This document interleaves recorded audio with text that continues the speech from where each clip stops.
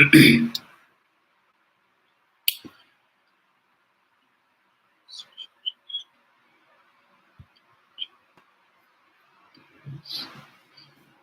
morning all. Morning, Roxanne. Thank you for my rooms as usual.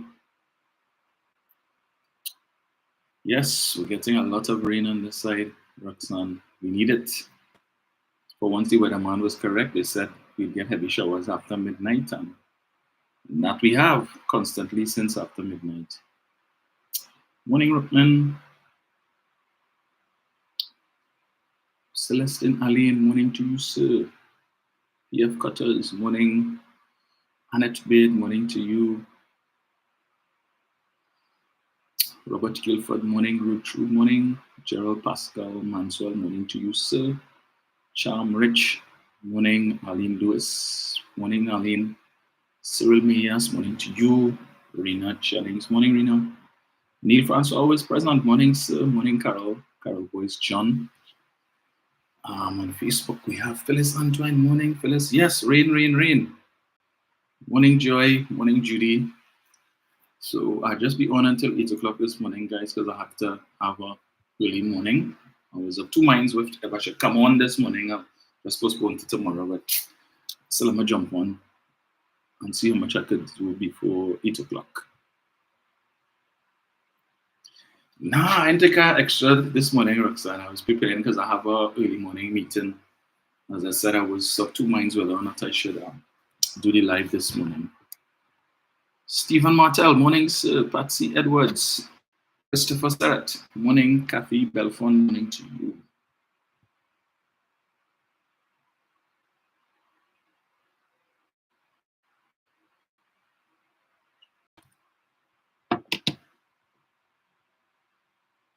Let's see.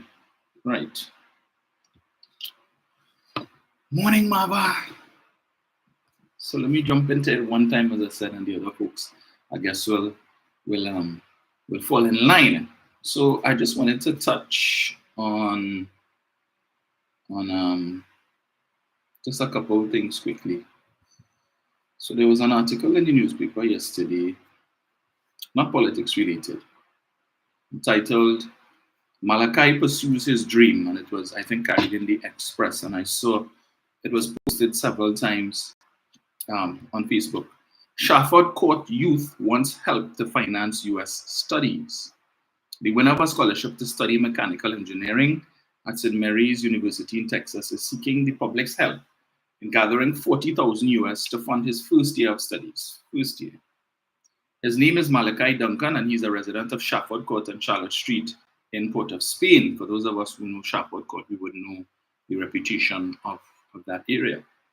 The 20-year-old told the Express in an interview at Express House last Thursday that he recently graduated from sixth form at Trinity College East and was elated when he got his acceptance letter from the university in Texas. Grateful for this opportunity, which can chart the course of his life, Duncan said the scholarship covers US $20,000 of the $60,000 US yearly tuition fee. And he said while family and friends have promised to contribute what they can to help, he hopes that members of the public would assist him in making the US $40,000 so that he could at least start the first year of his four-year degree at St. Mary's University. And the ambitious young man is meanwhile working as a deposit clerk at First Citizens to save money to pay for his ticket to the United States at the end of August and towards his tuition fee. His biggest supporter is his mother, Crystal Duncan, who he said motivates him to succeed while trying to shelter both him and his younger brother from being influenced by negative environments. He said he's the first person in his mother's immediate family to attend a prestige school and pursue tertiary education. Duncan said he's grateful also for the influence of his stepfather, Bertrand Benicourt, and that of his family, who value academia and provided him with academic advice when he needed it. And having been brought up in a community that is deemed high risk, the young scholar said his ambition is to uplift his community. His ambition to uplift his community was heightened during his early teenage years. He said, I am part of the community, and people and my mom would always tell me, Malachi, you are somebody that they, the younger children in the community, would look up to because people don't usually leave this community to attend a college. And he explained, after I finished sixth form, I started SEA lessons in the community just to try to change the trajectory and make some change because I felt like it had to start with me. Exposed to the effects of crime on his community, he uses his experiences to motivate himself to achieve his goals and make his family and community proud. And the article is a bit lengthy. It goes on to talk about how, you know, his studies had suffered a little bit because of, his distraction with football and so on. With strong support system from his family and friends and teachers, dedication and hard work, he excelled in all 7 key subjects he wrote at the end of his second year in sixth form. When the results came in, he had achieved grade 1s in chemistry unit 1 and 2, grade 1 and 2 in physics unit 1 and 2 respectively, grade 1 and 2 in pure mathematics unit 1 and 2 respectively, and grade 1 in Caribbean studies.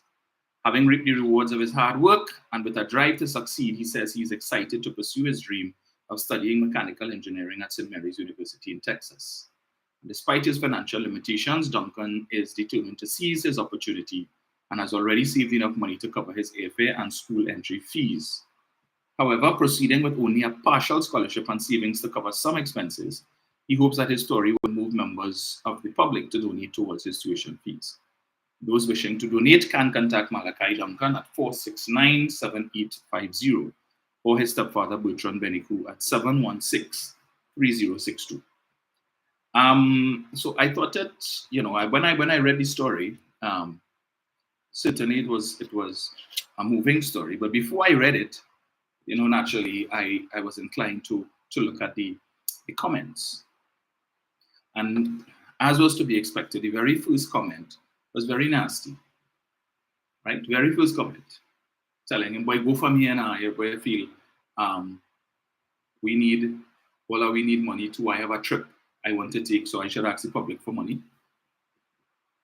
And there were a few others similar to that. Persons who were telling him why he would stay in Trinidad and apply to UE, and UE have gate and he could do it here because we have mechanical engineering offered at UE.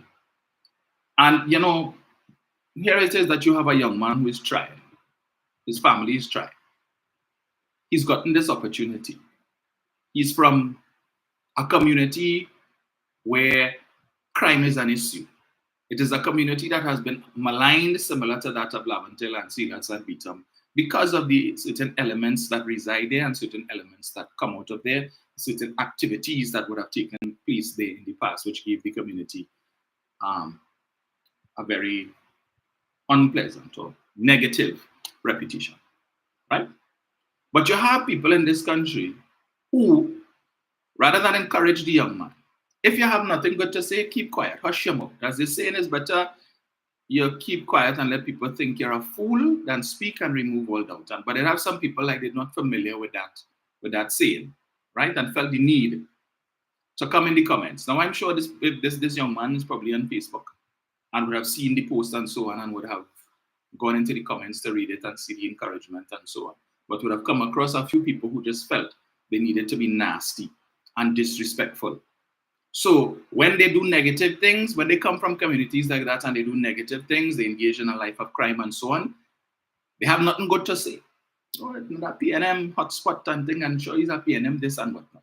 When they do well and they're trying, even then that is not good enough for some people in this country. They feel the need that you need to put down the boy and say some of the nastiest of things. And of course, reading things like this, if he manages to get the money, and I hope that he does, and he succeeds outside, is things like that would serve as a disincentive for him to want to come back, right? But he hasn't gone yet, and look at the positive contribution that he's trying to make in his community before he leaves.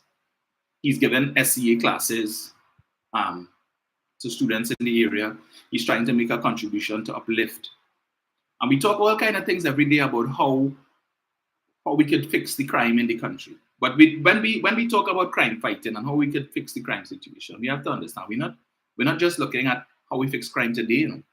It's how we fix crime 5 years from now, 10 years from now. What can we do today to stem the tide of crime, to ensure that what we're seeing taking place today doesn't exist, or at least is mitigated in the next 5 years or in the next 10 years. And this is the solution right here. That's the solution right here now. First of all, parents who take responsibility for their children. As he says here, his mother is his greatest source of encouragement, right? She sows positivity into him by telling him, look, you will do well enough. You have to be the shining example for the others in this area because you are the one that they will look up to.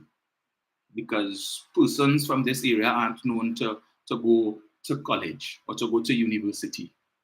Right? At best, you go to secondary school, and when you finish, you get your passes, you go and you get a job, and then you just fall into the rat race. So already he has made a mark on his community, a positive mark, and he is serving as an example to the younger ones in the community. You could go his way, or you could go the other way that I chosen to, which is a life of crime, to continue to tarnish the reputation and the image of your community, and giving food, fodder to those who are against the PNM, and further to those who are against persons who look like you, and just looking and expect nothing to come from you, right? You think, I'm sure Inshan Ishmael saw that article. You think he would comment on it? You think he would comment on it? For something positive and encourage to sow seeds of encouragement into this young man, but we know how he feels about when one or two persons come out from these communities and do well.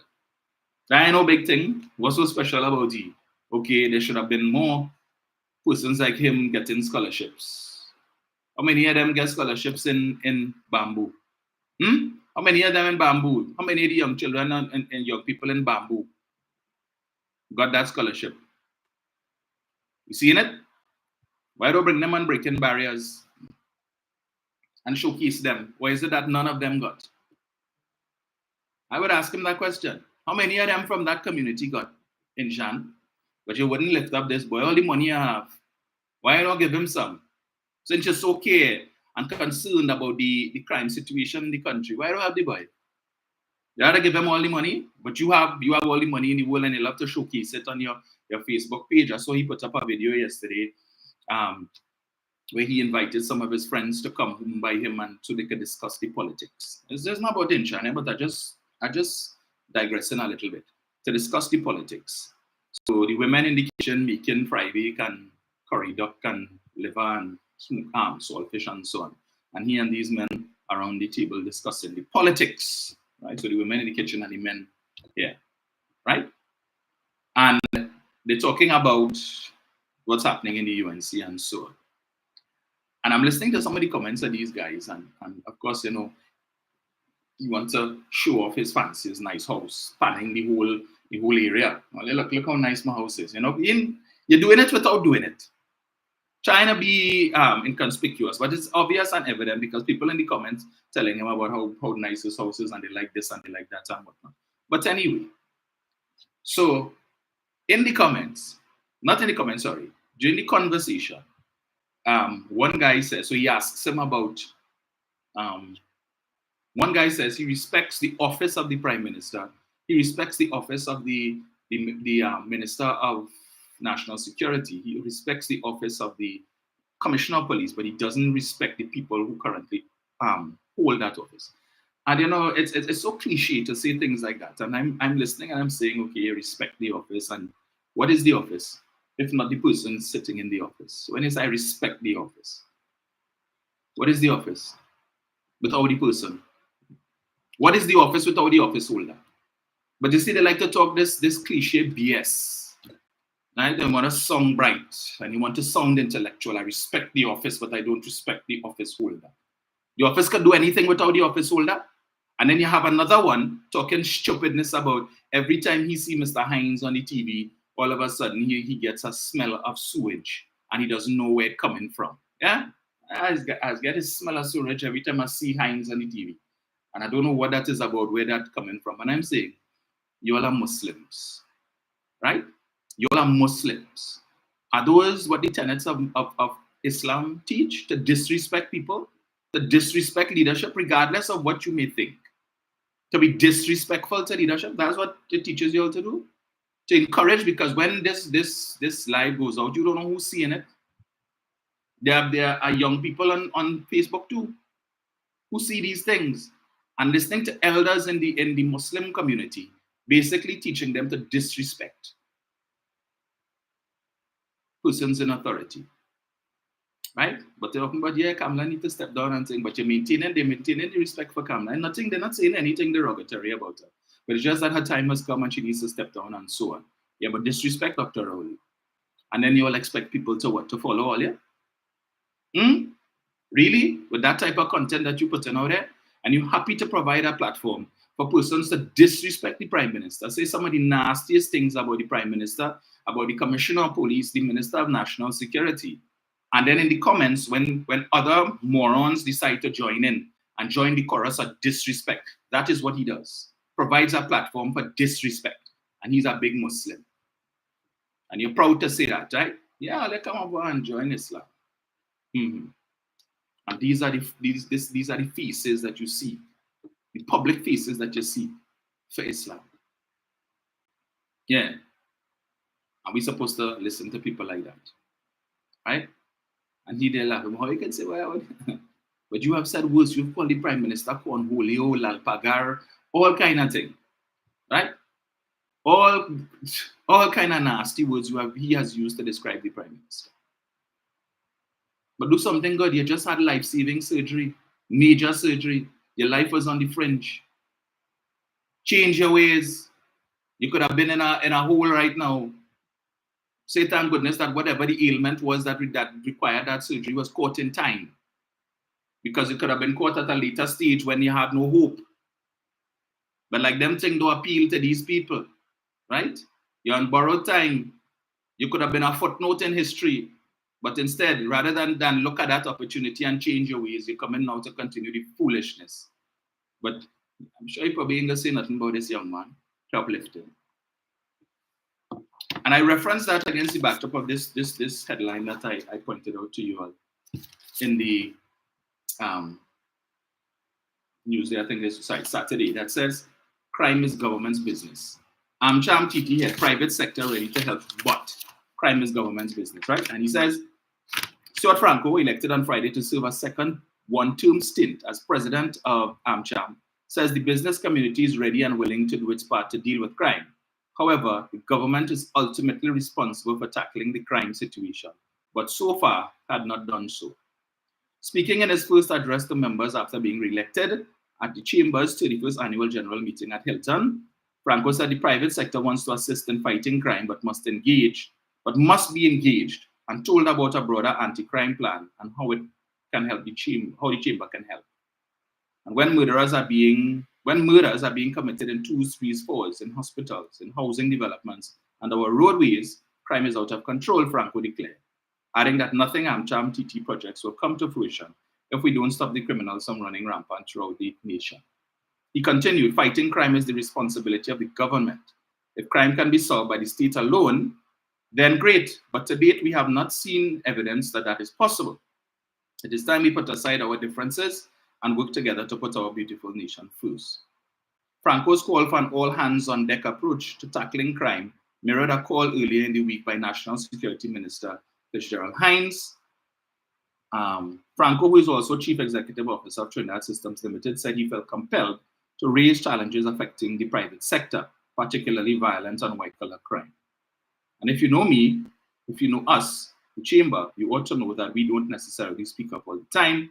Sometimes the media gets upset when we indicate that we prefer not to comment on issues. But when we feel we must, we call it as we see it. And what we see today, what we have been seeing for some time now, is that crime is out of control. And no, that is not being said flippantly. Addressing white-collar crime, Franco began by saying that the chamber supports the creation of the TTRA, a new state agency responsible for revenue collection. Right. Now, I don't need to read any more on that, save and except to see that that is the biggest load of crock I've ever read. Right? So the chamber is ready to help, but we must be engaged. So let's sit down twiddling your thumbs, right, and waiting for the government to come to you and say, what? Help us? What can you do to help? What you could do to help? You know what you could do to help, Mr. Franco? Start by helping this young man. Start by looking in the communities for young men such as him who are looking for help, right? And they're facing two options. They could go the right road or the wrong road. That is how you could help. And the government doesn't need to engage you to do that. You all could do that on your own. Because all of the private sector, who every year when it's a carnival fete, and you're seeing all your banners all over the place, and you're sponsoring fete that making money to the tunes of tens and hundreds of thousands of dollars, whether it be in cash or product. You have no problem doing that, right? You have no problem. Anybody want to engage y'all? Yeah, we stand ready, waiting to assist, to sponsor. Meanwhile, you have stories such as these. I saw yesterday there was another story carried about a private school for children with certain disabilities, right? And it was carried in the Guardian newspaper. The Guardian newspaper, and the story was also carried on CNC3 last night. Both of these media houses are owned by the Ansa conglomerate, perhaps the largest conglomerate in the region. The same conglomerate that last year declared over $7 billion in revenue and almost $600 million in after-tax profits. And over the last couple of years, they've been recording significant profits as well, right?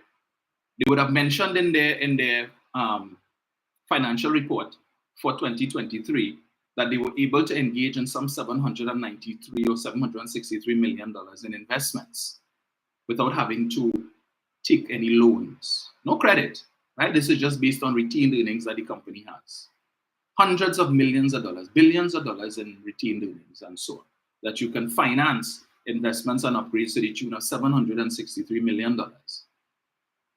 They have announced the Anthony Sabga Foundation, which every year gives out awards to certain upstanding and outstanding citizens from across the Caribbean region, where they get, I think, some sort of token and money as well. Why they can't help school? Why can't help the school? That these are special needs children. But you will have supporters of the UN who will come on Facebook and talk about millions for the zoo, but they can't help the school. Everything is always the government. The government is the first port of call. We don't have a private sector. I am certain the owner of that school spends some money in businesses that are owned by Ansa Makal and others.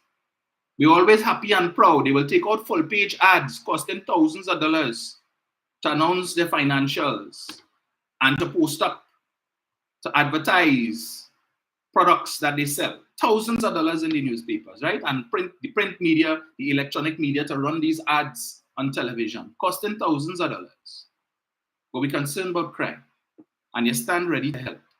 But we're waiting to be engaged. We want the Prime Minister to call us into a meeting and sit down around the table and have discussions with the Prime Minister and laugh. And meanwhile, you have situations like these, right? But you can't help. You can't help 2 or 3, even one of these institutions. The government has tax deductions in place. So even if you want to selfishly assist, you could do that. Assist the young man. And you could get tax deductions of up to 150% of whatever contribution you make, up to a maximum of, I think, $1 million. So you could do it, get your tax credit, and then still pretend as if you're this great, you're living up to your corporate social responsibility. But that is how you could engage, you could help in the crime fight. In the meantime, while you sit down on your hands waiting for the government to engage you, to approach you. I'm sure all of these people read newspapers, and if they don't buy the physical newspapers, they're on social media and they're seeing it. I'm sure they watch television and they see it too. That is how you contribute to crime. Go and sponsor some kind of event in these communities, ongoing events that the young people could engage in, right? So instead of that, they're having idle hands and making them fodder for the criminal element. Why all go into these communities and do something? Pay for a homework center. Look at what this young man did. He had no money. He just finished school. He working as a deposit clerk, as I said, in First Citizens temporarily, but he still is able to find the time to give back to his community by giving SEA lessons to assist other young persons in his community so that they can follow in his footsteps and do what he did. And he doesn't have money. And he is not saying, I'm waiting for the government to approach. I'm waiting to be approached, right? Or I'm waiting to be engaged. He isn't saying that. And he doesn't yet have a degree. He's not among the elite and the men and women of letters, but he has the common sense to be able to back his resources that he has. But those of you who have all the money, your bank account fat and ram out, some of you are making hundreds of thousands of dollars a month. You can't begin to spend that. but we're waiting to be engaged, to assist in the crime fight. All the money, the millions all they're spending to pay security guard and to put up cameras all over the place. Take some of that and invest in the communities like this young man. But no, crime is the government's business. Crime is everybody's business. Everybody's business. Because when it is that the young man on the street and he's selling his stuff, trying to make a little money, and you look down on him, right? Or you see him, or you go to Hilo, to Massy, or the mall, and you see them walking in the mall with a box with a little chocolate and whatever it is. You don't have to eat it. Sometimes they'll just come up to your car and say, sir, selling this, or trying to raise money, whatever it is, so and so. I don't know if you could give me a little sale. And you scoff at them and as if, you know, there is scum of the earth. All you have to do is to dip in your wallet, say, and hold this now. I do it. I'm not really into eating all them chocolate stuff and thing, right? Because I know it ain't good for me because diabetes runs in my family. I will say, hold that 20 now. Look, I'll make a contribution, hold that, right? So to keep them out of a life of crime, because I see that they're trying, they're making an effort, because they could have been holding a gun and smoking weed on the block, but instead they're trying to make an honest living any way that they could. And it irks me when I go to places and I see these guys and the way some people treat them as if, you know, move away from me kind of thing. But then when it is that you treat them like that and they realize this hustle ain't making sense, and they decide to take up the offer to pick up the gun and to sell the drugs and the weed and to kill people, then all you notice them and then you all realize that they exist because they are nuisances. They're breaking into your home and robbing you, and home invasion. And when you could have prevented that by just giving a little cara and showing a little more concern for the young people in these communities, instead of always washing all their dirty mouth on Lavantil and Shafford Court and Beetham and Sealers. I keep telling them, half of them who talking that don't even know where Lavantil is, don't know where Mova is, couldn't find it with Waze or Google Maps. All they know about Mova and Lavantil is what they see when they're coming down on the highway and they're going over that flyover by NP and they look up on the hill and they figure that is the sum total of Lavantil. Ask them to go on the other side, Lady Young now. Go and see what is around there. As I told one of them the other day, you have people inside there making plenty more money than some of you who live in Lange Park, who live in on credit, right? All you're flamming, driving big car. But when you check your credit card, all they're paying is the minimum payment. I used to work in the bank, I know. Some of them, you figure because they're driving Audi and Mercedes Benz and they're dressed in the finest of clothes. But when they come in the bank at the end of the month, paying the minimum payment and a certain interest on the credit card, they're living off credit, but flamming and stunting. To fool who? I know. So I don't take chain up from somewhere and boasting only living in Lange Park and who living here and who living in LSD and wherever. Yeah, plenty of the people living in there have deep pockets. But plenty are living on credit. While you're running fancy business and it's always in overdraft. When your employees come to the bank to cash the check, they ought to be telling them, nah, you ought to go back and refer to drawer. Go back and talk to your employer. Right? Or you ought to be calling the bank to ask for extension to cash these checks because they have money coming in. But dressed in the finest and want to play that you're better than other people. So I give kudos to this young man. I really hope I will call and make a little contribution too, because I want him to do well. But when I read in one of the comments yesterday, one of them say, why PNM don't help one of their own? And I had to ask him, what does that mean? One of all your own. What that mean? Come tell him nonsense about persons living in PNM community. But I know what he meant. And it wasn't that. I know exactly well what he meant, because when he saw the picture of the young man and realized what his ethnicity was. So he influenced me with that foolishness. So when I read articles like this, talking about crime is the government's business. No, crime is everybody's business. It starts at home. And his mother and his stepfather, right? Stepfather, I don't know, maybe the father is alive and probably involved in his life in some way or the other. But they were hell-bent on ensuring that he didn't go down the wrong road, as some other parents in the very same community have decided to do, right? Because they themselves don't know, they can't help the child with the homework, they can't do nothing, they go to work, but they make it, whatever little they make it, they have, as I always say, normalized poverty. I grew up poor, my parents didn't have nothing, and I have my own, and I fend for myself, and they had to do the same. And when you normalize poverty, rather than seeking betterment somehow, some way, and you deprive your children of opportunities because you can't afford it, not for, and certainly it's for a lack of trying, somewhere. And I know family members, I have family members who operate like that. It's like you had to beat them with a big stick, and even that can't help. And so, but you're working in this dead end job. Why you not go and look for a better paying job? There are opportunities already. Yeah, but I can't handle no 8 to 4 now, and I think I work in CPEP, and I do like to be working whole day and stuff. Okay, so you like working CPEP. Why? Because you finish work early, and when rain fall, you don't have to work. But you're still getting paid, right? And the small salary that you're getting from CPEP, you adjusted your life around that. And meanwhile, you have children who have needs, and those needs cannot be met and cannot be satisfied because you, as the parent, chose to normalize poverty with your mindset. That's why I grew up. My parents said nothing for me. Yeah, because you all don't know about creating generational wealth. But it has to stop somewhere. Has to stop somewhere, because maybe if the grandparent had decided, I am going to engage in generational wealth, 2 generations down today wouldn't be in the situation that they are. But all we know about generational poverty. Don't talk about generational wealth. We don't know about that. We don't know about that. But that is how you start to fight crime. From who? His parents, mother and stepfather. He has a younger brother, according to what the article says. And they have decided that they are going to shield their children from the criminal element. Yes, we live in the heart of the crime, but that doesn't mean that my children have to be a statistic.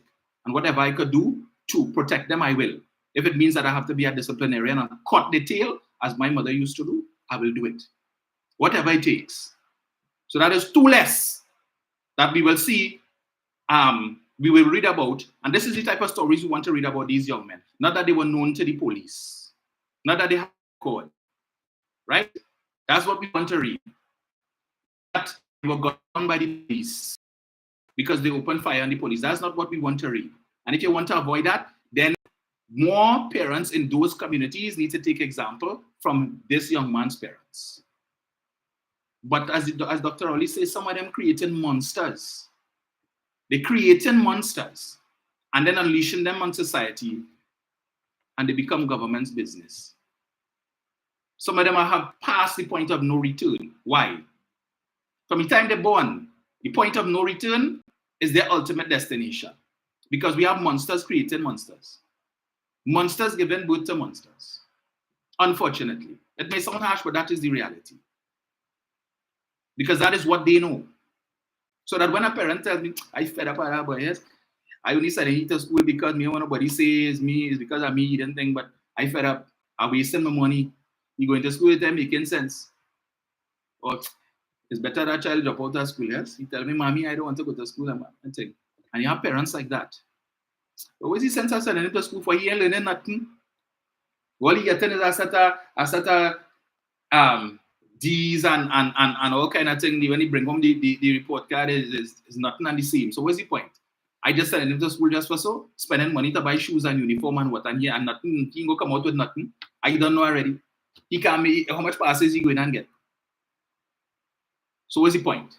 And they happy when the child drop out of school and he go and he find some little end somewhere and he bringing in a little kakada and he supporting himself and he might hand mommy a little something at the end of the month to contribute to the groceries or pay a bill. And you happy with that. And somehow he will make it in life. Somehow. Fingers crossed and hope for the best. For example, you setting as a parent. Some of these mothers who want to be a daughter friend. You and your daughter go in the same fit and dress in the same way. What example you setting? What example you setting? I always say when I was going to school, my sister and my mother made it clear. School and home. Home and school. I don't come and tell me nothing about no fete or going no party, no nothing. Right? Boyfriend and girlfriend, all have time for that. When school finish, feel free. But even me that whatever it is that you want. But as long as you're under my roof, you abide by my rules. And that is the way that it should be. And we need more parents to take control of your children. So we wouldn't have to be reading articles. Crime is the government's business. Crime is the government's business. Government's business is to provide the police, the army, and the other protective services with whatever they need to do their jobs, which is to fight crime. The government's business is to pass legislation that will assist the authorities, the police, and so on, to do their jobs better. That's what the government's business is. And the government shouldn't have to come and tell the private sector that you have a role to play because all you're making money off of the society, you could give back something. And by giving back something, we don't just mean sponsoring carnival fetes that will make money through the sale of tickets. But you all are adding and enhancing the amount of money they make when it is that you give them thousands of dollars, whether it's in sponsorship or product, so that they can make more money. So the more you give them is the less they have to put out on expenses, and that is profits for them. But you find it hard to donate in a community or to donate directly into the lives of young people like Malachi here who asking for the assistance. What he doesn't need is to be put down by a set of misguided, foolish people who only see race in everything. Because you see, he's somebody of African descent. So where you want to go Texas for? Why you can't stay here and go UE and it have mechanical engineering in UE? He's considering the opportunities, the professional and career opportunities that could present itself in Texas. Because if he finishes his studies there and he happens to get a job there or in some other state in the US, he could earn significant foreign exchange that he could send back home to help his mother and his brother. Because he has a younger sibling coming up who might also qualify for a scholarship and might need assistance. And since he doesn't have anybody abroad who could send thousands of dollars in US to help him, maybe if he could get that opportunity outside there, he will be in a position to help his younger brother when he gets to that point. So he wouldn't have to go through these struggles and submit himself to the ridicule that this young man had to face from some idiotic persons who call themselves citizens of his country yesterday on social media. But they don't see that to know. No. Let him go UE, and then when he finish UE and he had to fight up with all the other mechanical persons with mechanical engineering degrees here to get a job. And when it is that these opportunities are in short supply here, and he gets an opportunity to grow abroad, you have people like Indira, Saju, and Ali want to come on TV and talk nonsense about brain drain. Brain drain. If it is he has a degree in mechanical engineering and he can't find a job here for that because the economy, as I said, doesn't have the absorptive capacity for so many persons with that degree, and opportunities present themselves outside. What is wrong with that? He can help out his family. If he goes abroad and works, he could contribute. And he has already shown that he has the dispensation to assist young people in his community. So he is one, be certain, even if it is he decides to migrate and live out there, he's going to come back and contribute, whether it's financially or otherwise, support a program. Individual citizens doing that, unlike people like Fall Street, who was fortunate back in 1901 to get a scholarship, right, in athletics at the age of 17, went abroad to Seton College and living in New Jersey for the last 40-some odd years. Makes no contribution to Trinidad and Tobago, even except for 1 or 2 times you make up some hampers and you come to give it out and you feel that you deserve the President's Medal for that, or the ORTT for that. And where you want to build the Lavantil to Wall Street Foundation and all kind of foolishness, and you want the government to give you a building for you to be able to do that. And you would bring the money here. And so please, bring it in anyway. Forget government. You don't need the government to do that. Find somebody who is doing stuff in the community, the Chumakak you always like to talk about, and give them the money, let them assist. But all you're doing is yapping and quick to call the radio station and battle the government and the RPNM and fail Gerald Hines. That's all you could contribute. I'm always talking a set of foolishness, but you're paying all your taxes in New Jersey. Not 1 dime of tax has he ever paid to Trinidad and Tobago, but has an opinion on everything that is happening here. Make yourself useful in your old age, your twilight years. If it is you get the building and other things that you could do to help the young people in the community, stay away from a life of crime. But no, only all here just to criticize the government and Rowley and Hines and Ula and Rowley and Hines and Ula. That's all we keep hearing. All we keep hearing is Rowley and Hines and Ula. But we're not hearing about the other side and the contribution that they are making when their attorneys are the ones that are going to court and getting bail for these miscreants. Talk about that. Talk about their failure to support legislation in the parliament to keep these miscreants behind bars when they commit these heinous crimes. No. You're going to talk about that. But it's the RPNM and Rowley and Hines and Rowley and Ula. This next fool, Ravi Balgobin Maharaj, now approaching the court. He wants to leave to challenge the extension of Ula Christopher's term as Commissioner of Police. You know, I listened to Gary Griffith the other day talking about the calling on the Prime Minister to utilize him to be able to assist in the crime fight. And I'm saying Gary Griffith's mouth is his worst enemy. Because he didn't need, you see, if he wasn't consumed by ego, from the time he was commissioner of police up until, and even before that, because as commissioner of police, he used to be putting down his officers, his senior officers. One time I recall when he had a press conference and he was talking about his intention to reapply for the position of commissioner. And I think he leaned across and he asked, I can't remember if it was McDonald, Jacob, or somebody, if they had applied, and they said no. And he said, it was a good thing you didn't, because I would have beat you and all kind of foolishness. Right? And even as commissioner of police, you were criticizing your predecessors, the likes of Stephen Williams and Philbert and Hunat and whatnot, right? Because you are the greatest there ever was and ever will be. But you didn't need to be in a position to be begging the Prime Minister to accept your offer of services. Because if you think you have all the answers to crime, and as you said, when you were the manager of the police service, the commissioner, that crime was under control and this and that and whatnot, and you had the ideas and the solutions. Well, the person who dismantled some of the things that you put in place is no longer there. Willa Christopher is there. Willa Christopher would have served under you. What was your relationship like with Willa Christopher? Was it acrimonious? Because right now, Stephen Williams, former commissioner of police, I think I read somewhere, that he is an advisor to Willa Christopher. And in the same way, Gary Griffith could have been an advisor, but it's all or nothing. Right? If I can't get everything, I take all my marbles and go home.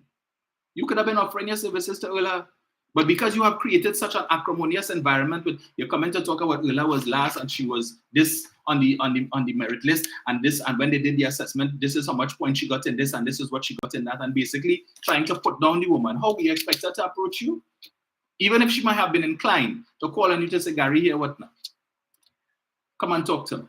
Let me see what we could do together. You're no longer the commissioner, but you have ideas that I think I may be able to implement. You think she's going to do that? When at every turn and every opportunity you have, you're putting down the woman and saying some of the worst things about her. Your mouth, your ego is your problem. We're talking crime, and the crime out of control, and we fed up at crime, and we fed up at this, and the economy is the worst. It's when I see these yellow-bellied fully dunce talking that stupidness and posting that rubbish, and ask them, okay, if the economy is the worst, please provide us with the evidence of sale. And when I come and tell you, well, crime is the worst. I said the economy. You say the economy is the worst it has ever been. You know what the economy means? Forget the crime. We're talking about the economy, how the economy is performing in terms of the availability of jobs, in terms of investment. And we see expansions by businesses. How is that the worst you have ever seen?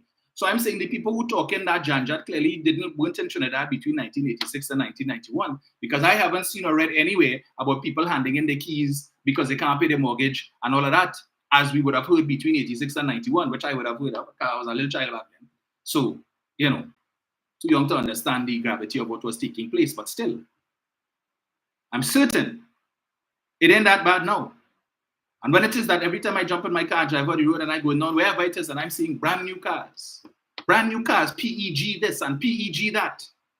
But the economy performing the worst it's ever been, and people suffering and they can't afford to make ends meet. But every time I go to Price Mart, whether it's Port of Spain or Mausica or Chagonas, and I am seeing people with trolleys with 65-inch televisions. Once upon a time, to buy a 65-inch television, back in the days, well, they didn't have 65-inch then, but the big back TV, you had to go to Huggins. Huggins was the predecessor to Courts, and take it out on terms, hire purchase to buy these things back then. People couldn't go to these places, and just because, as far as I know, Price Mart don't offer credit. They don't offer hire purchase. So that when these people toting out all of these things with big 65-inch televisions and washing machine and dryer and all these things, they pay in cash. Cash. But there was a time when the citizens of this country couldn't do that. The average citizen couldn't do that. And the people that I'm seeing now doing these things as average citizens. But just walking by, I feel for a 65-inch. I'll just go in Price Mart and buy it. Or I'm going to go down by Standards and buy it. Or go down by Courts and buy it. Just swipe my card. Swipe. But the economy is worse and people suffering and suffering. I listened to I-95 yesterday. I think it's the EPA, the Estate Police Association, coming to talk about some case, but talking about people suffering and suffering. And one of the callers had to call in and tell them, listen, this thing about people suffering and suffering. Oh gosh, yes, we know that people struggling in the country, but stop coming on radio and try to dramatize this thing as if, we living in a hellhole. There are people in this country who are doing very well. Very, very well. Drive around some neighborhoods and you will look in the yard and see 3 and 4 and 5 cars. Everybody in the house driving car. All of them working in the same geographic area, but all of them want to drive their own car. They never hear about carpool. But they're suffering. You go to Price Match, you go to the grocery at the end of the month. Sometimes in the middle of the month, you can't find a parking spot. You have to park up on the side and hope and wait to see somebody pull out so you could get a space. Long, long lines to cash. Some people with 2 and 3 trolleys, same family. In the grocery, but people suffering. And Kamala will fix that. And yeah, she will come back and she will remove VAT on 7,000 food items. And as Dr. Rowley challenged her in the parliament on Friday, what's the 7,000 food items? Things like champagne and caviar and all of these things. The average citizen buying that, how they benefiting from that? And the removal of VAT on the 7,000 food items that we still don't know. They cannot, one of them could provide you with a list of what are these 7,000 food items, but the fully done supporters like to come on social media and talk that rubbish. Foolishness. Oh, Kamala remove VAT on 7,000 food items. Yeah, Keith Rowley reduced VAT to 12.5% on everything. Everything. So whereas you only benefited from food items, apparently that's all people buy is food. So all these people now who buying all these fancy cars, they're calling us Vessel Nation because everybody buying the new Vessel. Right? All the fancy cars that you see in the new cars on the road, I'm sure these people are happy with the 2.5% that they save in VAT. That's 2.5% less that they have to pay to purchase this car. They could do something else with that money that they save in if they want to put on fancy rims, or they could upgrade or put some additional feature in the car with the money they save in. When they build a house or repairing house and they go to the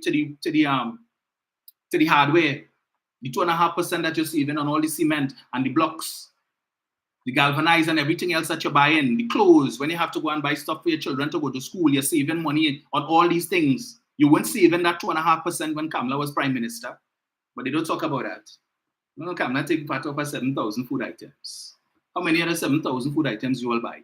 All basic food items are still VAT-free. The government didn't put VAT back on those things.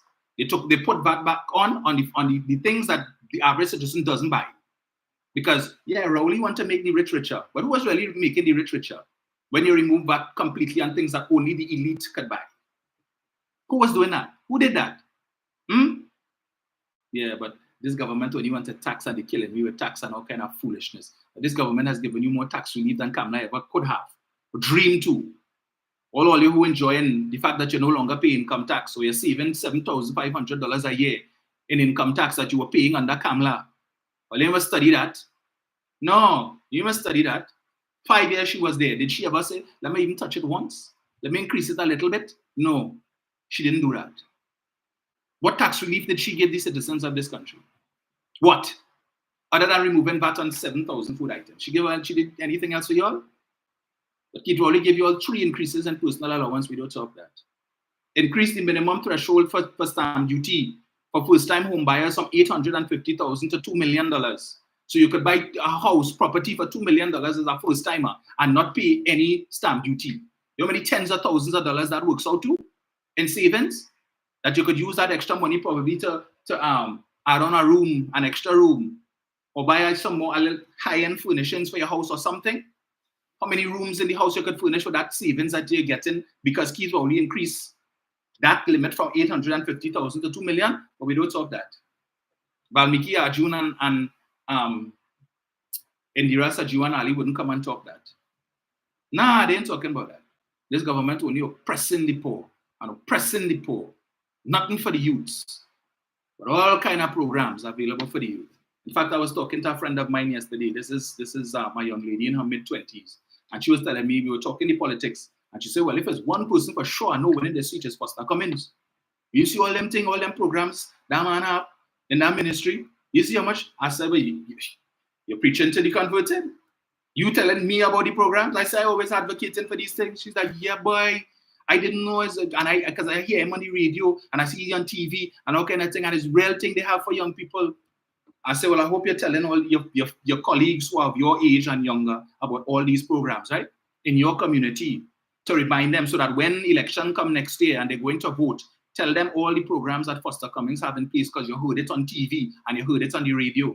And that speaks to the fact that more needs to be done to get these programs out there. She heard it on the radio in an interview. She saw him on TV. So therefore, clearly, there needs to be more of that, more exposure. And that is the point that we keep making. The party needs to do more to enlighten people about what it is that you're doing, because you're doing stuff, but the people don't know. The avenues that you're using to get the information out there is limited at best. And look at the impression that she has gotten. And she said to me, and this is the part that hit me. She said, but I'm looking at that homestead program, can I see you getting land and they're giving you I start a house and again money to start your business too. I say, yeah. She said, I want to sign up for that, by studying next thing the UNC win next year, and then they come and they stop the program. Why go and do I would waste a whole year? I say, listen, UNC ain't coming back nowhere. Okay? So go sign up for the program while you could. This is somebody who's in the mid-20s, about 25, 26. She wants to join the program, but here's her concern. She's bought into it, She's bought into it, but her concern is that if the UNC gets back into power in 2025, out of spite, vindictiveness, and nastiness, that they're going to discontinue these programs because they don't want to give PNM credit for it. Just like Kamala began up the CDAP. Don't touch our CDAP. If you heard last night, leave CDAP and our citizenship panel. Who created CDAP? Who created CDAP? It wasn't UNC. That was another Patrick Banning initiative. These little things. But these are the concerns. And so that when you all choose to play fast and loose with your vote, and fast and loose don't mean you to vote for the UNC, Fast and loose means me voting now. It's my one vote. Me voting, but I'm that. That is also playing fast and loose with your vote. And so that these young people are concerned that their futures are in your hands. And when we choose to play fast and loose with our vote, and by some fluke or some bad luck, these people get back into office in 2025, and they come and tell you these programs are making sense because they've fully done supporters talking that foolishness already. Yeah? All these programs are just the way of the PNM to put money in the criminals' hands and so on. That's just to feed their supporters. They're talking that. So they're telling you that these are programs for PNM supporters. So that could be the pretext that they use to cancel some of these worthwhile programs that is seeking to not just help these young people avoid a life of crime, but to give them professional skills that they could turn into a career and that they could turn into a business. Because this government is business-minded. While the other side talking about jobs and we want to create 55,000 jobs, this government talking about creating business owners, entrepreneurs. That's what they're talking. That's the only thing this government talking. 1,000 entrepreneurs by 2025. And they ain't just talking that, they're walking the talk too. By creating the opportunities and the avenues, they're giving you the money and the assistance and all the help that you need to make your business a success. And they're not telling you need to leave your 8 to 4 or 9 to 5. If you could manage both, better set for you. Until your business is established and it's making money and you feel, okay, I feel comfortable now, I could leave the 9 to 5 and let me devote my full attention to making this business grow. That is what they are doing. And again, every time I speak about this, I have to commend Republic Bank. Because Nigel Batiste not saying what Franco's saying, that we're ready to help, but we are waiting to be engaged. Republic Bank is putting products in place. Yes, there may be a selfish motive too, because they ain't giving a grant, they're giving a loan for $100,000 to start your business. But they're also giving you the support, the technical support, which they're paying for. They're giving you access to experts in running businesses so that your business could be a success. So you will take the first loan of $100,000, but as your business grows and develops, you would need more money to expand. And the hope is you'll come back and take the loan with them, and they could finance your business. And the more businesses that they could assist to start up, is more clients they're creating in the future. But at the end of the day, Batiste and his executive not sitting on their hands like the AmCham board and talking about crime is the government business and we waiting, but we ready to help, but we're waiting to be engaged. But continue to wait. Continue to wait. And those who have a modicum of common sense and are not prepared to wait, and realize that the time is now for them to go outside and meet the people and offer the services to turn around the situation. Kudos to you. And for those of you who still waiting to be engaged, well, I hope sooner or later you come to your right senses. Speaking of right senses, because I'm looking at it, I tell you all how to jump on. I don't even know if I could take calls today. I have had over the last couple of days calls to engage. There's a page called the TPP Party. And then was established a fellow called Rehab, who's a PM supporter. He say he voted for me in the internal election. So I guess after that time he was PNM. I don't know. So easy. I guess I had to take him at his word. But he's now full-fledged TPP. And he started this page on Facebook. It's a private group called the Tobago People's Party. And over the last couple of days, I've had to engage a number of supporters of that party in that group. And the issue on which I've had to engage them is this hotel in Tobago, the Marriott, which is proposed to be constructed in Rockley Bay, right? And apparently, the supporters of that party are trying to run the Marriott just as they did Sandals. Remember, the former leader of that party in another incarnation tells Sandals, well, when we get into power, we'll call all you back. Well, they got into power, but he wasn't in power for too long. Right? He seems to have abandoned the cause, even though he say he relaunching his party in August. So you'll see what fruit that will bear, if any. But they have an issue with the Marriott. And while the claim previously was the issue they have with the Marriott being constructed in Tobago is where it's constructed, and they're concerned about the environment and the ecology and the turtles nesting and all kind of thing. Every excuse they could pull from the book. But finally, I saw last night one of their members did a video talking about the Marriott coming to Tobago is really for the elite in Trinidad.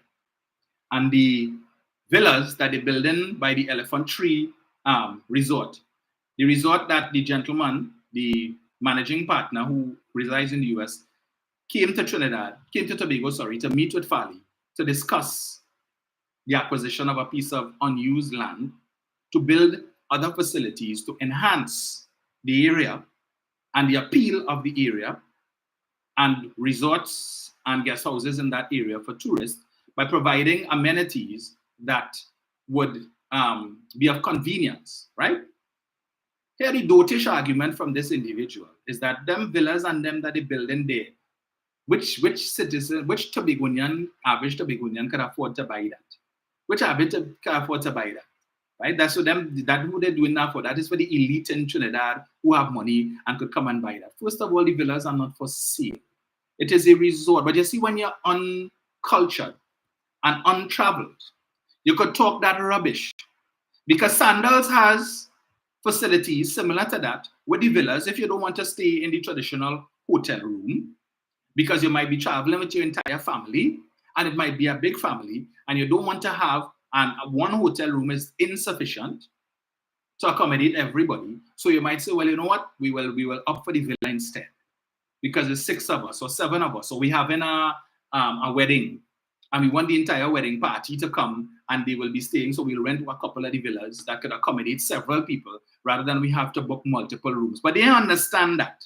So this clown seems to think that the villas that the Elephant Tree Resort is building is to sell to people, right? That's what she thinks.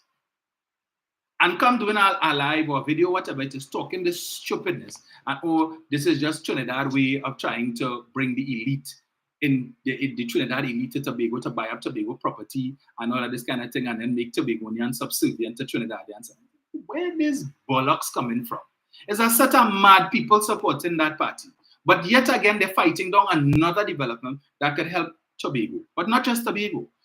And as I had to remind one of them this morning, the country is them. He want to tell me to stay out of Tobago business and Trinidadians, and we feel that we could come and tell Tobagonian what good for them and all of that. And as I had to tell him, brother man, understand something. Last I checked, the name of the country is still Trinidad and Tobago. When last I looked at my passport a couple of weeks ago, it said citizen of Trinidad and Tobago. When I fill out the immigration form when I'm coming back from abroad, and the part that says citizenship country, I put Trinidad and Tobago. When I look at my driver's license, it says Trinidad and Tobago. My ID card says Trinidad and Tobago. All official government documents still say Trinidad and Tobago. And so as long as that situation exists, whatever happens in Tobago is my business, because I am a citizen of Trinidad and Tobago. That is still the name of the country. Unless and until the TPP manages to secede from the union, it is called Trinidad and Tobago. So you're damn fast and out of place to tell me or any other Trinidadian to stay out of Tobago business, and that we have no place talking about Tobago business.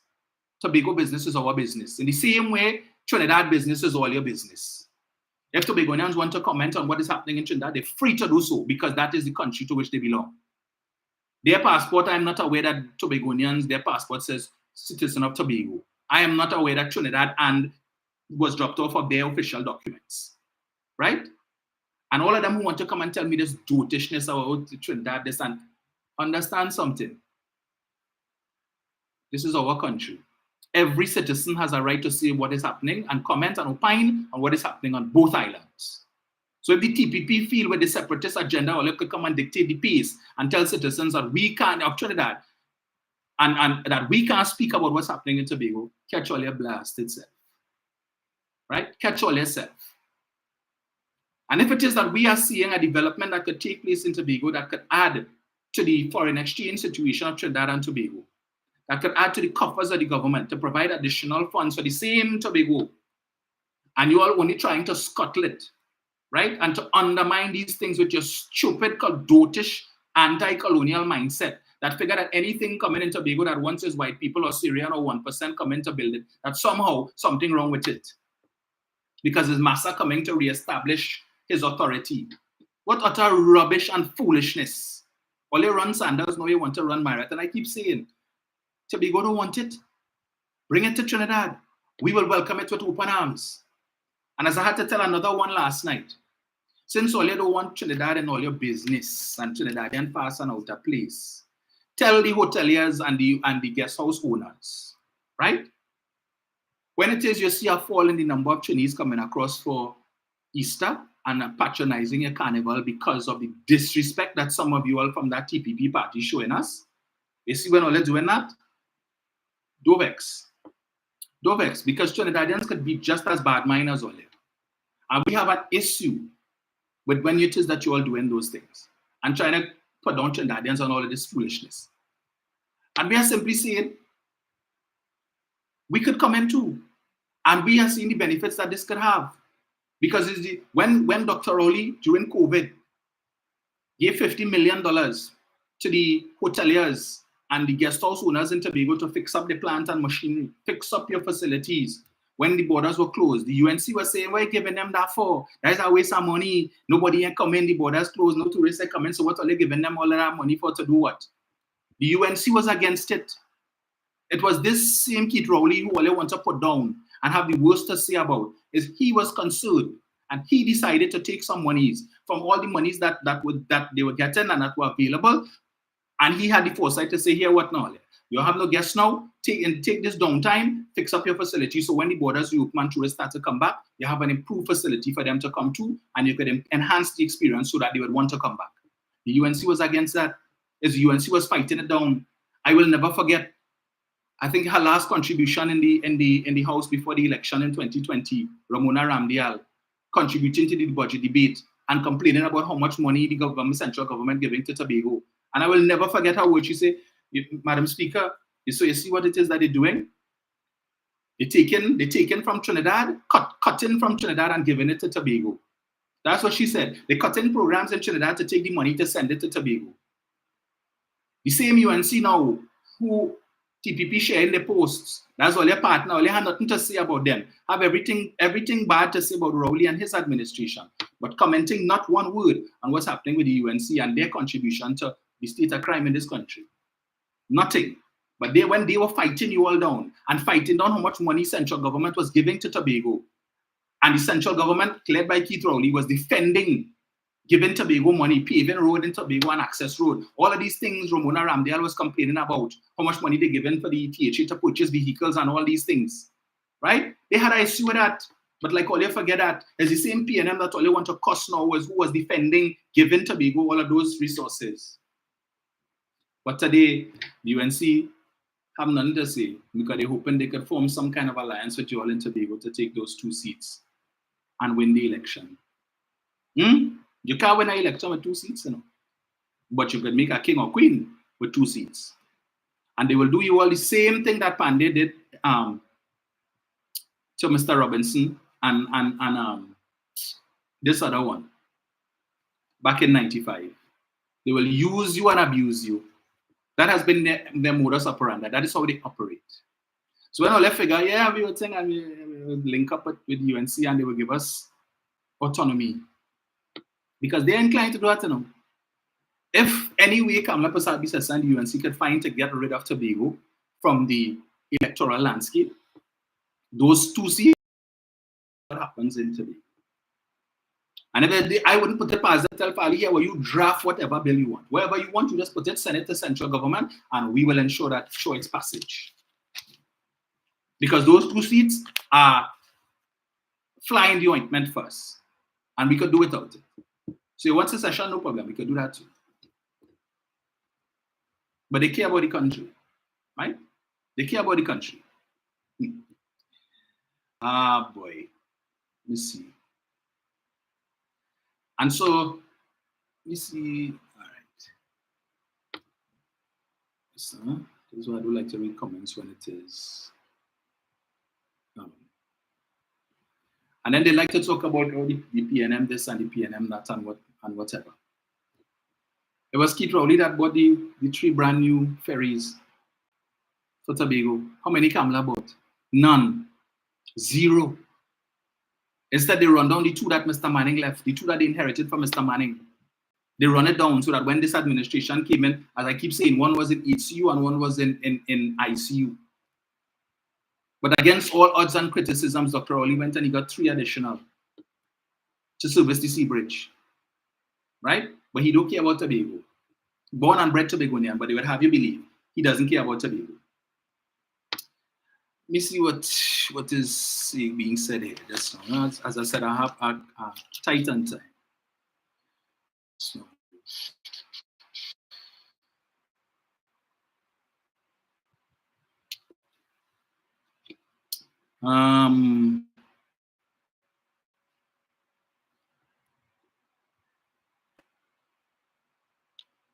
Yeah, so Donna says that is when your brain is prunes, no understanding between selling and making money. And that's the problem. George Samuel is saying, let's talk about the difficulty 3 years would be. Let me just touch on that quickly because there was something else I want to touch on. The minister would have made the point and would have, put citizens on alert. But at the end of the day, one can only speak for the now, right? He can speak for the now and what he projects based on the current circumstance. And I would put it this way. Trinidad and Tobago in 2022 recorded a budget surplus of over $1 billion. When the budget was read in October of 2021, the 2021-2022 budget, Mr. Imbert, based on what the circumstance was and what he saw at that time, projected that he would have had another budget deficit. To the tune, I think, of about $3 or $4 billion was the projected deficit, right? That's what he expected, that they would earn less than what they had planned to spend. And it was based on what the circumstance was in the moment. Nobody foresaw that there was going to be a war between Russia and Ukraine that would have had an impact on energy prices and resulted in not only the projected deficit from that was foreseen when the budget was read in October of 2021, not would it happen, but that we would record the first budget surplus in over 14 years. Mr. Imbert didn't see that in October of 2021. So that notwithstanding what the minister would have said about the next 3 years, none of us knows what could happen later on this year. Because sometimes all it takes is some little thing on the international circuit that could change a country's whole circumstance, financial and otherwise. We have a US election that's coming up in November. We don't know who's going to win, right? If it is that Biden doesn't win and by some chance Trump gets back into power, we know Trump is a madman. And some of the things that he is saying that he's going to do, we don't know what impact that is going to have on the international landscape that could result in an increase in the price of oil and natural gas, and our circumstance could change just like that. So notwithstanding the minister's projections and warning that, the next 3 years or so could be tough because we expect first gas or whatever from Dragon and Manatee and whatever in 2027, I am saying that there are other things that could happen within the next month, the next 6 months, the next 8 months that could certainly change our financial circumstance, as we saw in fiscal 2021, 2022.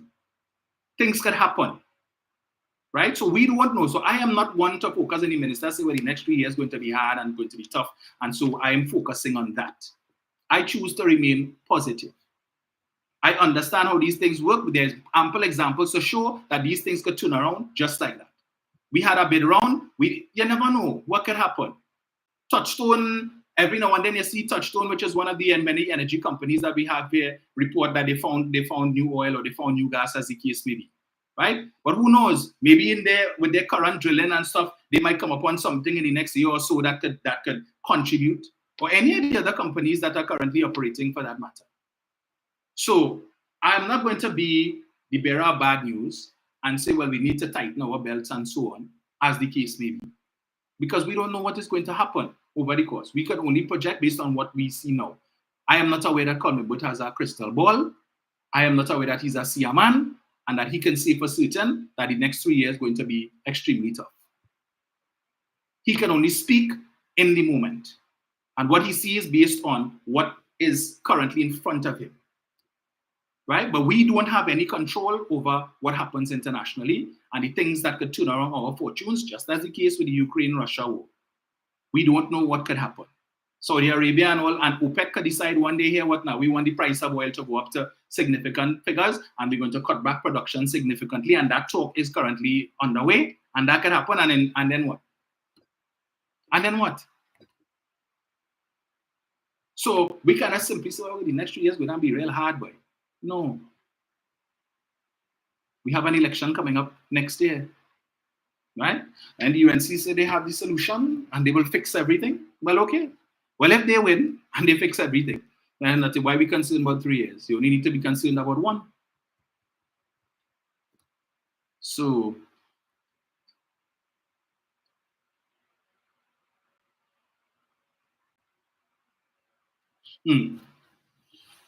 very good bounce up. Yes.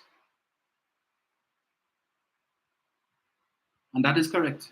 Oil and gas not going anywhere anytime soon.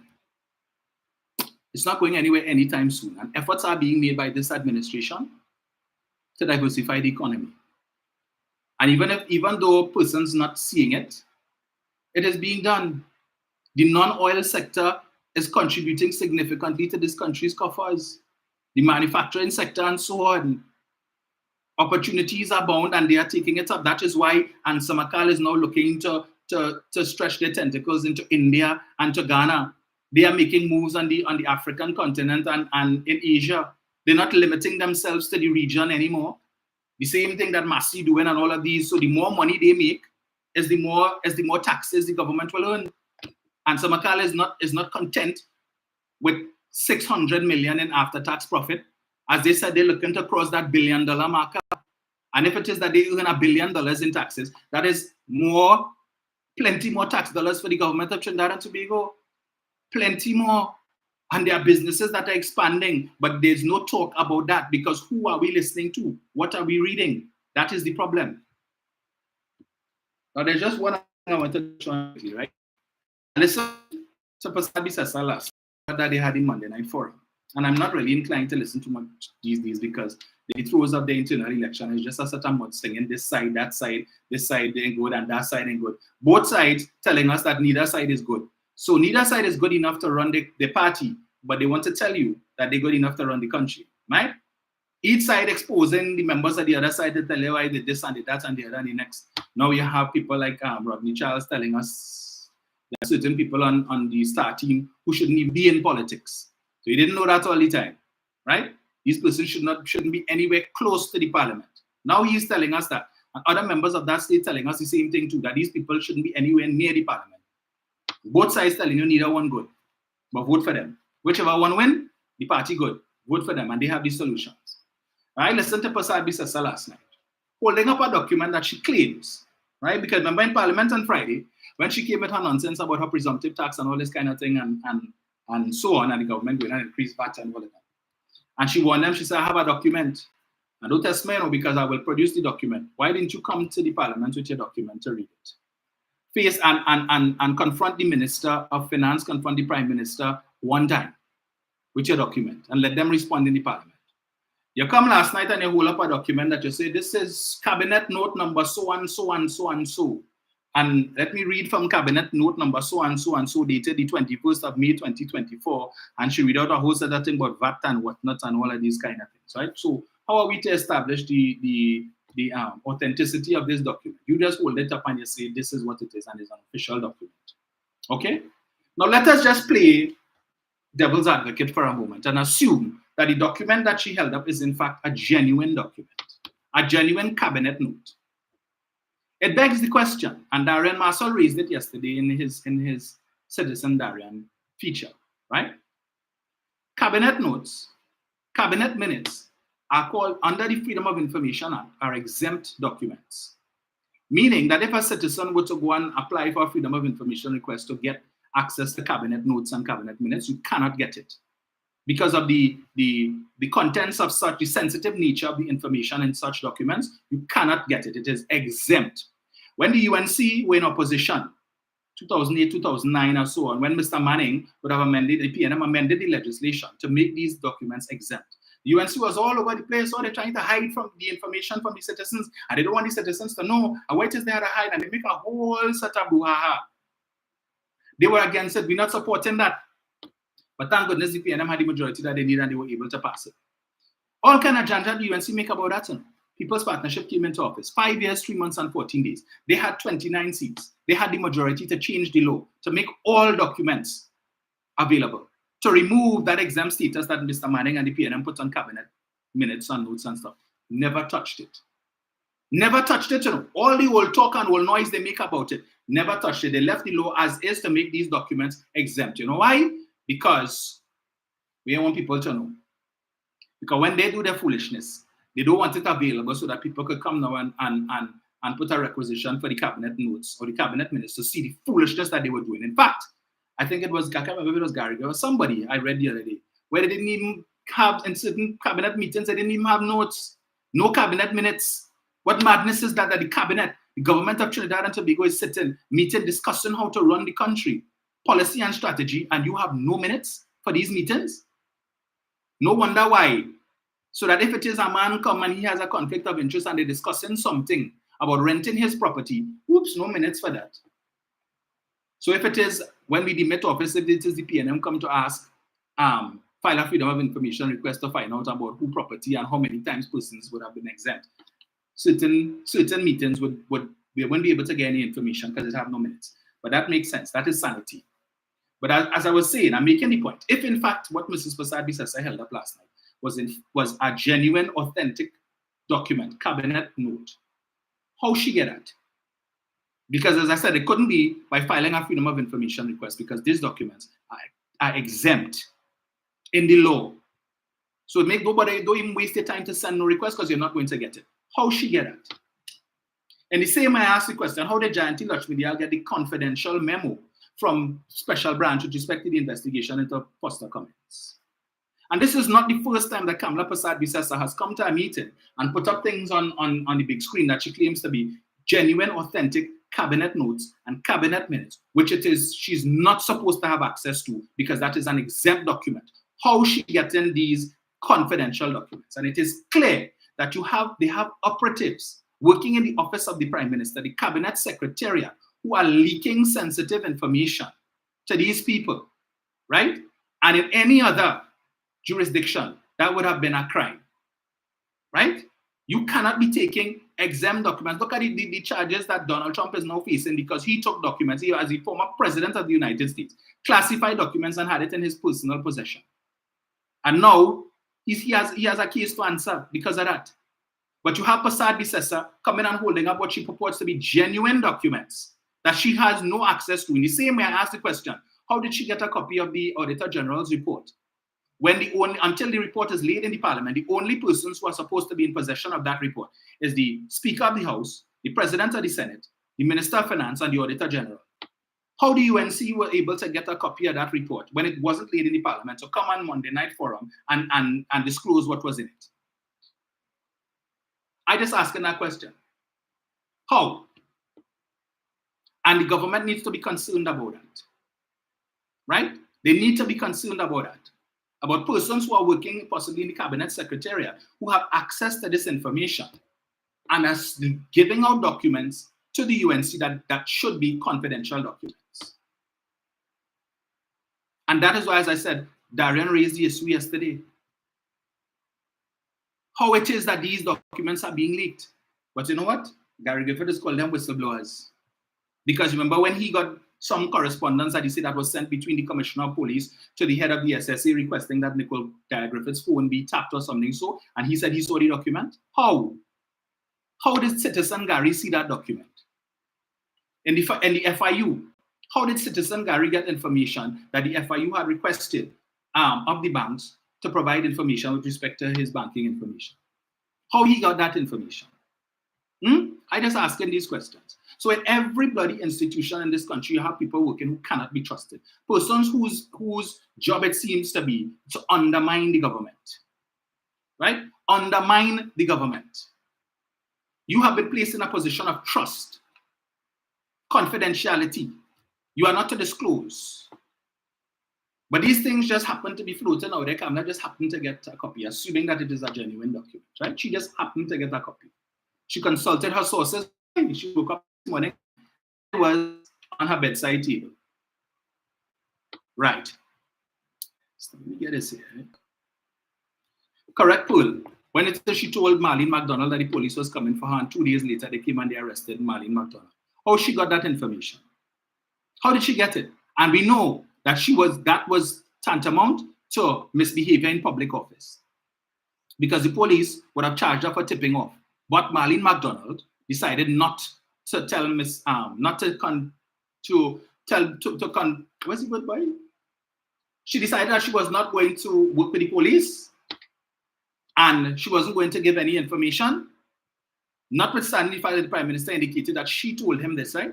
She decided, I'm not cooperating with the police, and therefore the police said we can go no further. If Ms. McDonald says she's not going to tell us anything, well then we can't go on hearsay. The Prime Minister say is hearsay. He says she told them, but she's saying she's not going to cooperate. And Kamala should have been before the court right now on a charge of tipping off. But she gets away by the skin of her teeth because Marlene saved her. But where are they getting this information from? We're not concerned about it. That we have persons working in various arms of the state who seem to have a problem with confidentiality and have no business working in confidential environments.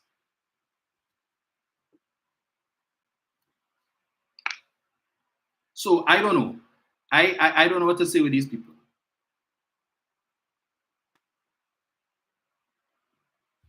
But anyway, I will leave that there, right?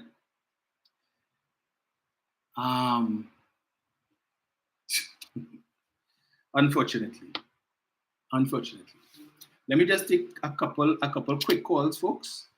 Because I said I do have to leave, it's already 8:05. I could probably go on to the next 10 minutes or so, but then I absolutely have to leave.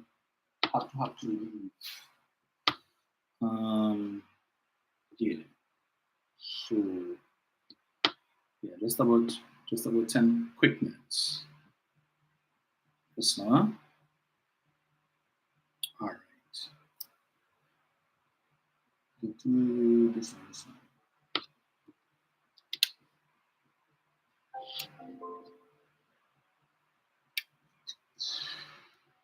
One second. Let me just get this.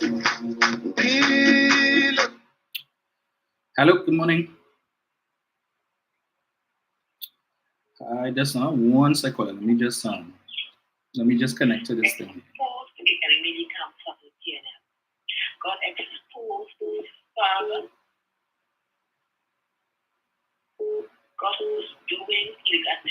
Father. God expose them, oh Lord Jesus. May they be brought to justice and be made to pay to the fullest extent of your law, Father. When you take on job, privacy, oh Lord God, must be something that you are capable of. God expose in just name, amen. Now we know something. The young man who Peter did well. Yes. It was an issue, this young man too. Damn if you don't. Why they hate? Are you so insecure that what you call less than succeeding? Father bless that young man. And the many like him, Father. God are called forth by him and the many others. A full. Okay. I don't know what happened there. Call it back.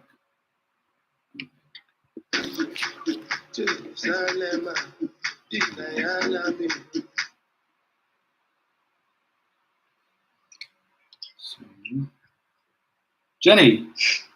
Hi, morning, Dominic. Morning.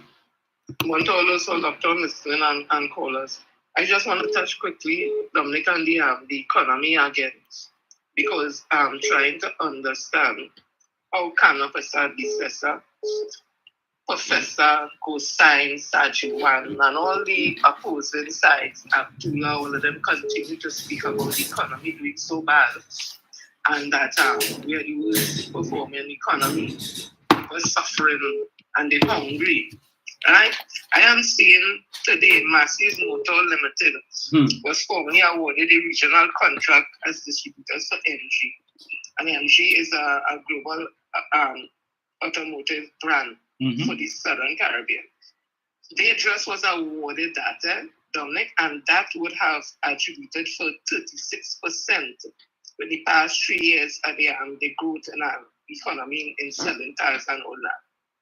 So if a country is suffering economically bad, how is Massey able to reach out and have this new company, a regional company?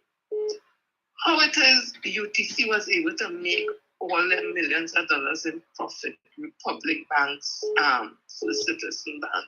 How it is Ansel McCall was able to record all that profit and still take $200 million of their money and invest it in a new bottling line, line 7 or something, so in Caribbean. And as you said, they're reaching out to Ghana and they're reaching out to India. How is these things possible in an economy that is doing bad? I don't get it. It clearly tells you that they're lying because the IMF, who Barbados has borrowed money from several occasions under Mia Mottley, when she came in, it means to say that their economy wasn't doing good and they needed to borrow money in order to pump the economy, and they couldn't raise the money just like that internally. They had to go externally, and it's the IMF. Jamaica has been in the IMF hands for a while. Trinidad and Tobago, even coming out of COVID-19, even coming out of a recession after Canopus had recessor, and her government had the highest oil prices ever and had the highest budget ever. By 2015, we are being told when the PNM came in by their own central bank governor, Joanna Ramon, that we have been in a recession. What did they do with the money? And they were borrowing money internally and using up the money. So by the time the PNM came in by 2016, the IMF was telling the PNM they need to watch it, because things are looking good. And in spite of that, again coming out of COVID-19, that this government now today, the IMF is saying, first time in 10 years, there has been projection in growth. The IMF is telling us that in 2016 was telling this government who was facing recession, oil prices had dropped drastically to $30-something US dollars a barrel. Coming out of COVID-19, the whole country, the whole world had locked down, no GDP, no GNP was really coming in. And able for the IMF to tell us, first time in a decade, that this country has shown that projection in growth. And people want to tell me that Kamla Prasad is the better option. People had to be sick in the mind because they had all the money to do all what they wanted in a positive way for this country. They had only the 29 seats. They could have changed all the laws they're talking about. Could have changed what they could have done that. But again, Dr. Vishnu Vishram said when they're in political office, it's not about good. Okay, I don't know what happened there, John.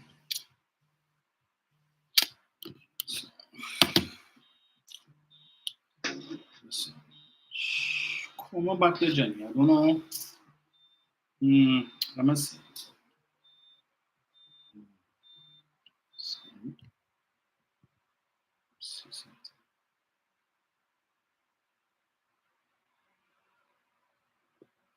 No, 1 second. Let me just switch this device. It's connected.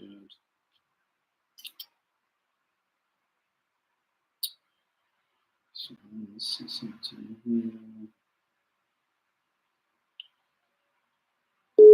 Hello, good morning. Hey, morning, my good friend. Hey, morning, boss. Well, we're outside there. We're outside. Yeah. Everybody, the time of year, and it's not happening. First one of these seasons, first tropical wave of the season, there are some rains, much needed in some of the reservoirs, but some other people, we don't know if it's a hail and so on. Yes. And we think it's a plan for them.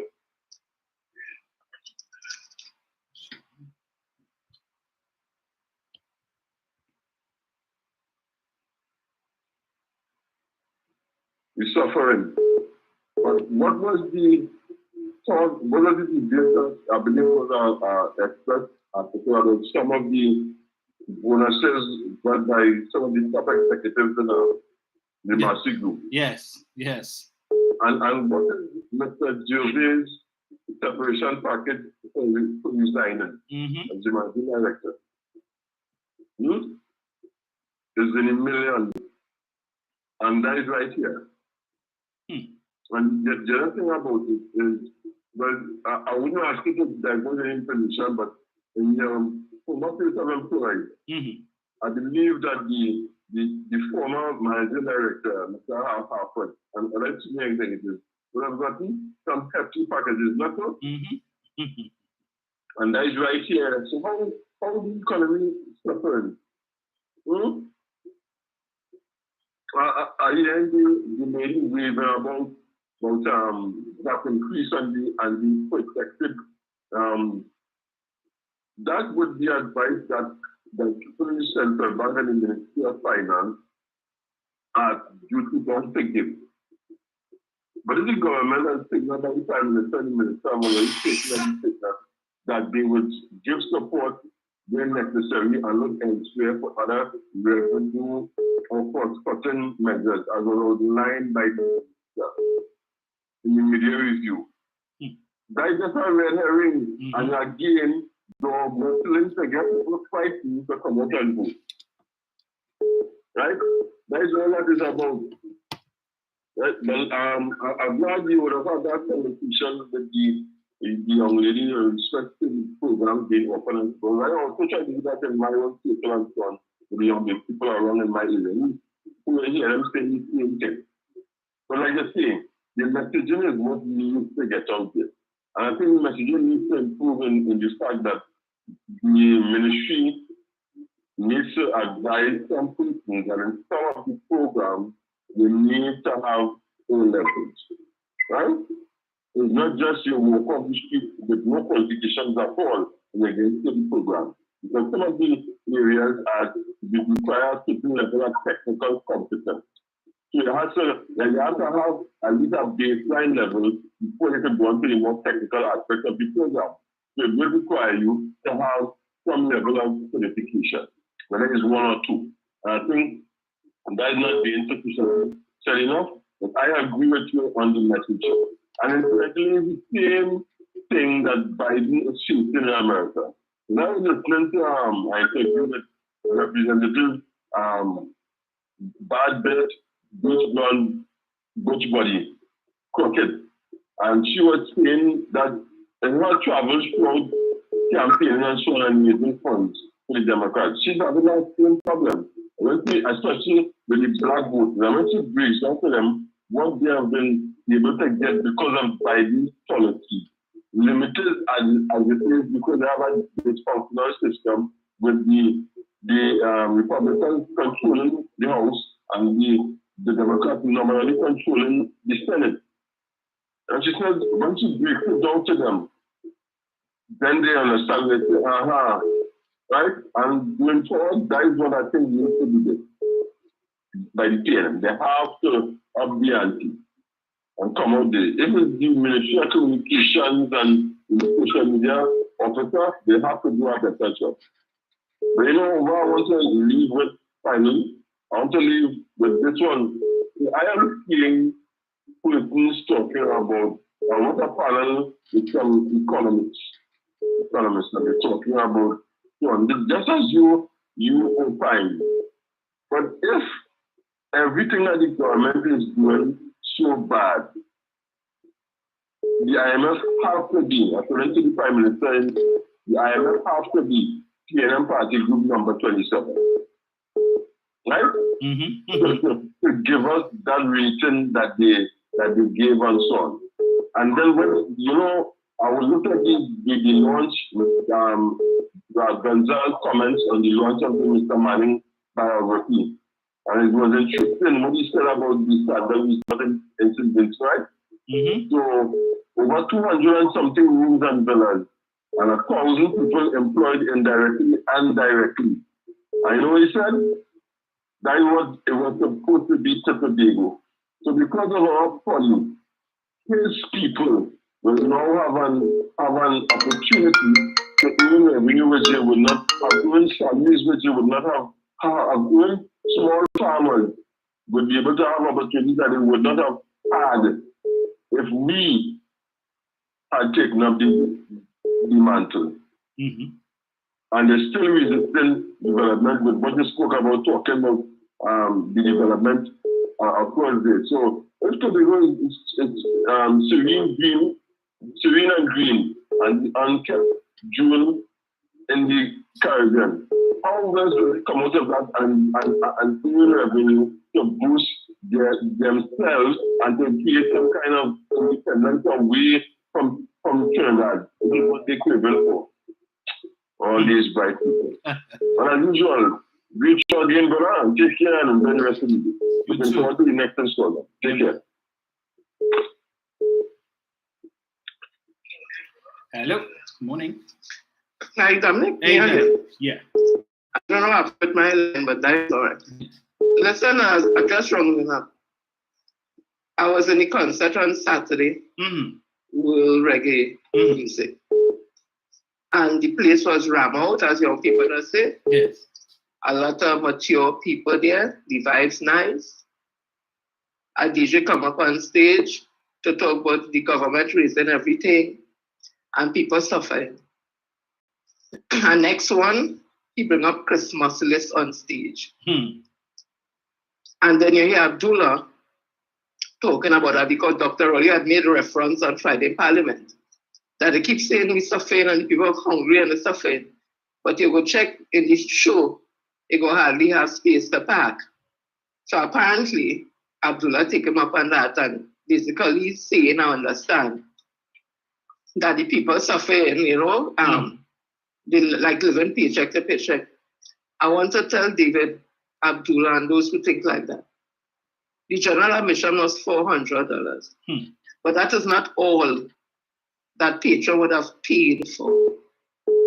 They pay to get the nails. I'm talking about female now, the nails, the toes done, the eyebrow done, the weave done, the eyelash done, makeup on point, and outfit and shoes. Them thing ain't cheap.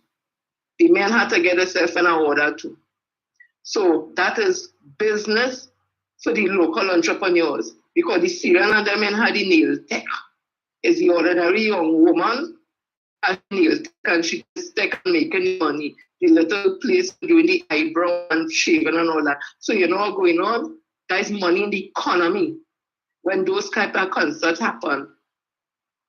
You can't tell me that every concert out, people going on here telling me about the suffering. So again, they're disconnected from the reality and trying to paint a picture of this country that is unreal, that people keep their eye on that and focus that we've suffered. We're not suffering in this country. All countries have people who are in poverty. America would just print their own money. Have people still using latrine. Still have people with no water in the house and no light in the house. That the big America, living on Skid Row, living on that tent, living in trailer park. That has happened in America. Canada have this used to all other countries. So this country will never be rid of poverty. Because sometimes poverty has to do with the way people thinking.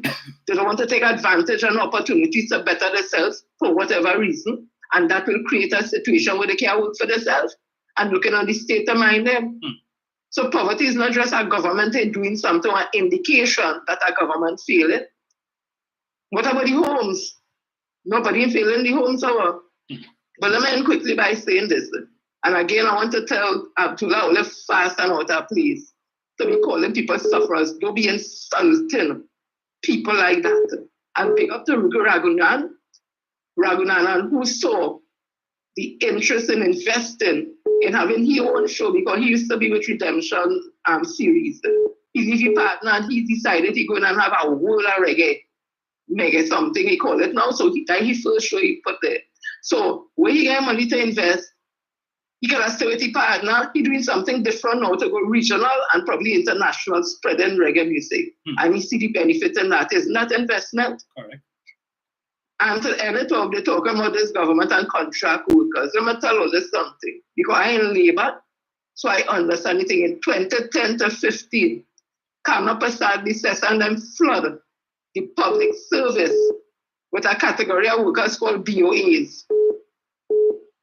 They didn't go through service commission and they couldn't name them clerks. So they put a new position, business, office, administration or something, so BOAs, and they flood them. And it's there where the short-term, month-to-month contract come from. Because they were running parallel under the government HR services to the service commission, that you had to apply service commission as a public officer and get the job. That is when we start to see short term. So people working month to month to month to month, or 3 months and not 3 months. And they continue working like that for 10 years and 9 years. So when they want to talk about contract work and the government introduced that to bring in the people, ask Kamla how the BOAs come about. And all the people and them who working under that, they couldn't get a job letter because they wasn't working permanent. They couldn't go to the bank and do anything. So they were just stagnated right there, hoping to get a next contract. That's what they do to public, but people who ought to be in public officers, but take young people and make them almost penniless because they couldn't move further and do nothing because they couldn't get a job letter to do nothing, not even to borrow money, not even to buy furniture, nothing at all. So she created a whole crew of young people who almost she make them penniless with no kind of advancement at all in that field that day.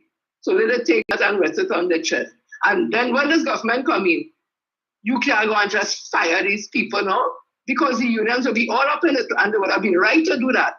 Because you can't have somebody working month to month for 5 and 6 years. And then you come now and you just send them and fire them home. Just so. You couldn't do that. So the government was basically saddled with those workers, no fault of their own, who have been working on month-to-month contract for years under the UNC. So that is where we are. And let them come and challenge me with that. I don't have a problem saying this again. Thank you, Doug. Thank you, Jen. So I have gone past my time, folks. I did say I was supposed to cut off at 8. It is now 8:25. So I will have to leave it there for this morning. We will chat again. I'm not too sure what's happening on Thursday because I'm supposed to have another very early day on Thursday. In fact, I'm supposed to be in Port of Spain by 8 o'clock. So if I can't do Thursday, I just have to get confirmation today if my meeting is confirmed. Then I will try to do it on Friday morning instead. Right? So I don't usually like to do the live on the same day when Sharon is on. Because I know some of you like to listen to her. But if Thursday is not possible, I'll just put a message in the debunking chat on Facebook. Well, for the folks on YouTube, so I'm just saying it here. So if you don't see me on Thursday, I'll do it on Friday. Right? So Thank you guys so much. Always a pleasure to chat with you. Keep it safe. I think I just saw notice on Facebook that we're under the yellow level alert. So it looks like it's going to be a wholly rainy day. And I'm sure the reservoirs are happy for the rains. And those folks who may be having challenges with water, relief is on the way. All right, so that's it for me today. Leave it there. I see you calling, but unfortunately, I have to leave it there, sir. We'll write down, note your thoughts, and we will chat on Friday. Have a safe one, folks.